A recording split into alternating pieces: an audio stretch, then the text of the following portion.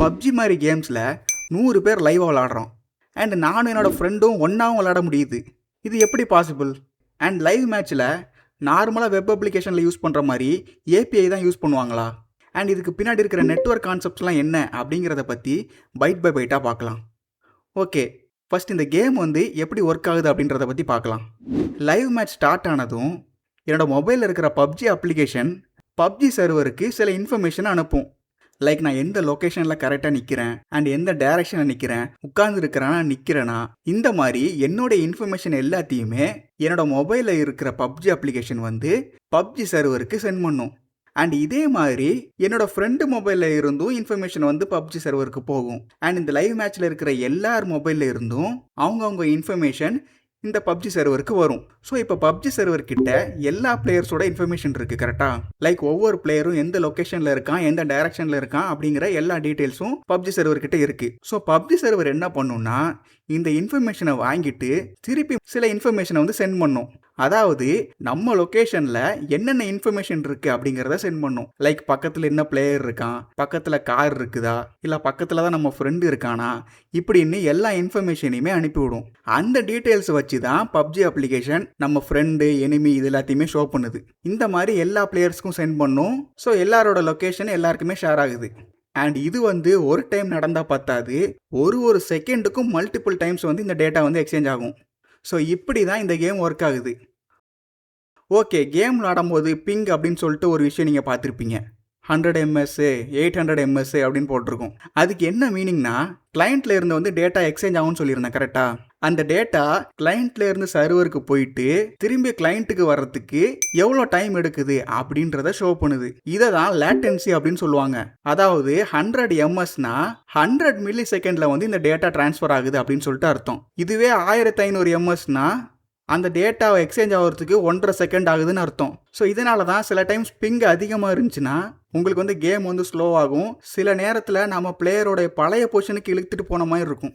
இப்போ எனக்கு இன்னொரு டவுட்டு, இப்போ எல்லா பிளேயரோட இன்ஃபர்மேஷனும் இந்த சர்வர் கிட்ட இருக்கும் அப்படின்னு சொல்லியிருந்தேன் கரெக்டாக.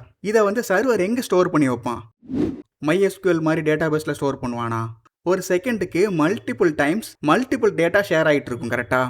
MySQL மாதிரி ரிலேஷனல் டேட்டா பேஸில் இவ்வளோ டேட்டாவையும் ஸ்டோர் பண்ணி கொரி பண்ணால் டேட்டா பேஸ் கண்டிப்பாக தாங்காது. அண்ட் இந்த டேட்டாஸ்லாம் பார்த்தீங்கன்னா இந்த மேட்சுக்கு மட்டும்தான் தேவை, கிட்டத்தட்ட ஒரு டெம்பரரி டேட்டா மாதிரி. ஸோ இந்த மாதிரி சுச்சுவேஷனில் என்ன பண்ணலாம்னா in memory database like ரெட்டிஸை யூஸ் பண்ணுறதுக்கு வாய்ப்பு இருக்குது. பிகாஸ் ரெட்டிஸ் மாதிரி டேட்டா பேஸ்லாம் பார்த்தீங்கன்னா டேட்டாவை டெம்பரரியாக மெமரியில் ஸ்டோர் பண்ணி வச்சுருப்பான். அதாவது அவனோட ரேமில் ஸ்டோர் பண்ணி வச்சுருப்பான். ஸோ இவன் இன் மெமரியில் ஸ்டோர் பண்ணுறதுனால கொரிஸ் பார்த்தீங்கன்னா பயங்கர ஃபாஸ்ட்டாக இருக்கும். அண்ட் இந்த ரெட்டிஸ் டேட்டா பேஸில் பார்த்தீங்கன்னா முக்கியமான டேட்டாவெலாம் ஸ்டோர் பண்ணக்கூடாது, டெம்பரரியான டேட்டாவை மட்டும் தான் ஸ்டோர் பண்ணணும். பிகாஸ் நீங்கள் ரெட்டிஸை ரீஸ்டார்ட் பண்ணிங்கன்னா எல்லா டேட்டாவுமே அழிஞ்சு போயிடும். இந்த பிளேயரோட லொக்கேஷன்லாம் பார்த்தீங்கன்னா டெம்பரரியாக தான் தேவைப்படுது. ஸோ இதை ரெட்டிஸில் ஸ்டோர் பண்ணுறதுனால பிரச்சனை எதுவும் இல்லை. ஸோ டேட்டாவை ஸ்டோர் பண்ணுற விஷயம் முடிஞ்சிருச்சு. இப்போ எனக்கு இன்னொரு டவுட்டு, 100 பேரோட மொபைலில் இருந்து அட் அ டைமில் டேட்டா ட்ரான்ஸ்ஃபர் பண்ணுறாங்க. சர்வர் எப்படி தாங்கும்? கண்டிப்பாக ஒரு சர்வரால் தாங்க முடியாது. ஸோ என்ன பண்ணுவாங்கன்னா நிறைய சர்வர்ஸ் வச்சுருப்பாங்க. அண்ட் இந்த சர்வர்ஸுக்கு லோடை பிரித்து கொடுக்கறதுக்கு லோட் பேலன்சரும் வச்சுருப்பாங்க. ஸோ 100 பேர்கிட்ட இருந்து வர ரெக்வஸ்ட் இந்த லோட் பேலன்சருக்கு தான் வரும். லோட் பேலன்சர் அந்த டிஸ்ட்ரிபியூட்டட் சர்வர்ஸுக்கு டிஸ்ட்ரிபியூட் பண்ணுவான் லோடை. இப்போ முக்கியமான ஒரு கேள்வி என்னென்னா, லோட் பேலன்சரில் 2 டைப் இருக்குது. அப்ளிகேஷன் லோட் பேலன்சர்னு ஒரு டைப் இருக்குது, நெட்வொர்க் லோட் பேலன்சர்னு ஒரு டைப் இருக்குது. இதில் எதை யூஸ் பண்ணுவாங்க? அப்ளிகேஷன் லோட் பேலன்சர் பார்த்தீங்கன்னா லேயர் 7ல் ஒர்க் ஆகும். அதாவது அவனுக்கு நிறைய இன்ஃபர்மேஷன் தெரியும். அதாவது வர ரெக்வஸ்ட்டில் ஹெட்டர் என்ன, குக்கி என்ன, இந்த மாதிரி நிறைய டீட்டெயில்ஸ் அவனுக்கு தெரியும். இந்த டீட்டெயில்ஸை பல விஷயம் பண்ணலாம். பட் விஷயம் என்னென்னா இந்த லோட் பேலன்சர் ஸ்லோவாக இருக்கும். இன்னொரு லோட் பேலன்சர் இருக்குது, அதுதான் நெட்வொர்க் லோட் பேலன்சர். இந்த லோட் பேலன்சர் பார்த்தீங்கன்னா லேயர் 3ல் ஒர்க் ஆகும். அதாவது இந்த லேயரில் பார்த்தீங்கன்னா ஐபி அட்ரஸ் மட்டும் தான் தெரியும், வேற எந்த இன்ஃபர்மேஷனுமே இருக்காது. ஸோ இந்த லோட் பேலன்சர் என்ன பண்ணுன்னா ஜஸ்ட் வர ரெக்வஸ்ட்டை அவன்கிட்ட இருக்கிற ஐபி அட்ரஸுக்கு ஃபார்வர்ட் பண்ணிவிடும். ஸோ இதனால் இந்த டைப் ஆஃப் லோட் பேலன்சர் ஃபாஸ்ட்டாக இருக்கும். நமக்கு லைவ் கேமை பொறுத்த வரைக்கும் ஸ்பீடு தான் முக்கியம் கரெக்டாக. ஸோ கண்டிப்பாக இந்த நெட்வொர்க் லோட் பேலன்சர் தான் யூஸ் பண்ணுவாங்க. ஓகே, எனக்கு இருக்கிற பெரிய டவுட் என்னென்னா, இந்த டேட்டா டிரான்ஸ்ஃபர் எல்லாமே ரெஸ்ட் ஏபிஐ மூலமாக நடக்குமா? அதாவது நார்மல் ரெஸ்ட் ஏபிஐ பார்த்தீங்கன்னா ஒரு கிளைண்ட் ஒரு ரெக்வஸ்ட் சென்ட் பண்ணினா சர்வர் அதுக்கு ஒரு ரெஸ்பான்ஸ் அனுப்பும். லைக் நம்ம கேஸில் நம்ம மொபைல் தான் கிளைண்ட்டு, பப்ஜியோட சர்வர் தான் சர்வர். ஸோ இந்த மாதிரி ரெஸ்ட் ஏபிஐ மூலமாக தான் இந்த கம்யூனிகேஷன் நடக்குமா அப்படின்னு கேட்டிங்கன்னா பப்ஜி மாதிரி கேம்ஸ் வந்து லைவாக இன்ட்ராக்ஷன் பண்ணுறதுனால ஏபிஐஸ்லாம் செட் ஆகாது. நான் ஆல்ரெடி சொன்ன மாதிரி ஒரு செகண்டுக்கு மல்டிபிள் டைம்ஸ் வந்து டேட்டா வந்து ஷேர் ஆகும். ஸோ ஒவ்வொரு செகண்டுக்கும் மல்டிபிள் ஏபிஐஸ் வந்து கால் பண்ணுற மாதிரி இருக்கும். ஸோ இது வந்து எஃபிஷியண்ட்டாக இருக்காது. ஸோ நமக்கு இங்கே வந்து ஒரு லைவான கனெக்ஷன் வேணும். லைவான கனெக்ஷன் செட் பண்ணுறதுக்கு வெப் சாக்கெட் அப்படின்னு சொல்லிட்டு ஒரு விஷயம் இருக்குது.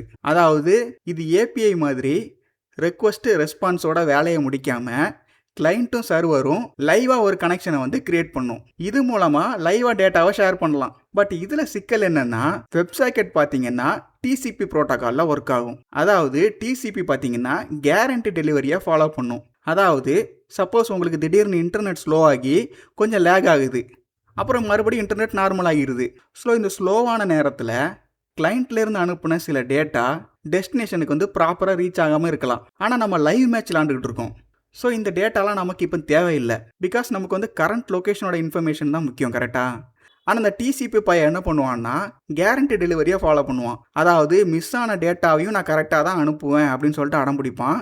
ஸோ இதனால் நமக்கு வந்து கேம் வந்து ஸ்லோ ஆகிறதுக்கு வாய்ப்பு இருக்குது. ஸோ இதனால் என்ன பண்ணுறாங்கன்னா யூடிபி ப்ரோட்டோக்காலை யூஸ் பண்ணுவாங்க. யூடிபியை பொறுத்த வரைக்கும் கேரண்டியெல்லாம் ஃபாலோ பண்ண மாட்டான். அவனை பொறுத்த வரைக்கும் டேட்டா மிஸ் ஆனாலும் பரவாயில்ல, அதை திரும்பிலாம் ட்ரை பண்ண மாட்டான். அவனை பொறுத்தவரை கரண்ட்டாக இருக்கிற டேட்டாவை வந்து சீக்கிரமாக அனுப்புவான். ஸோ இதனால் கேம் வந்து ஸ்மூத்தாகவும் ஃபாஸ்ட்டாகவும் இருக்கும். அண்ட் இதுதான் ரியல் டைம் கேம்ஸ்க்கு வந்து ரொம்ப முக்கியம். ஸோ இதில் வந்து யூடிபி தான் யூஸ் பண்ணுவாங்க. ஸோ பப்ஜி கேம் வச்சு சில கான்செப்ட்ஸை நம்ம லேர்ன் பண்ணியிருக்கோம். அண்ட் பப்ஜியில் இதை தான் யூஸ் பண்ணுவாங்க அப்படின்னு நான் சொல்ல வரல. அவங்க என்ன யூஸ் பண்ணுறாங்கன்னு அவங்களுக்கு தான் தெரியும். இப்போ உள்ள இன்டர்வியூஸில் வந்து இந்த மாதிரி சில கேள்வி கேட்குறாங்க. ஸோ இந்த மாதிரி ஒரு ஃப்ளோ நமக்கு தெரிஞ்சுன்னா நமக்கு லேர்ன் பண்ண ஈஸியாக இருக்கும். ஸோ அடுத்து எந்த அப்ளிகேஷனை வச்சு லேர்ன் பண்ணலாம் அப்படின்னு சொல்லிட்டு கமெண்ட் பண்ணுங்கள். வீடியோ பிடிச்சிருந்தா லைக் ஷேர் அண்ட் சப்ஸ்கிரைப் பண்ணுங்கள். தேங்க்யூ.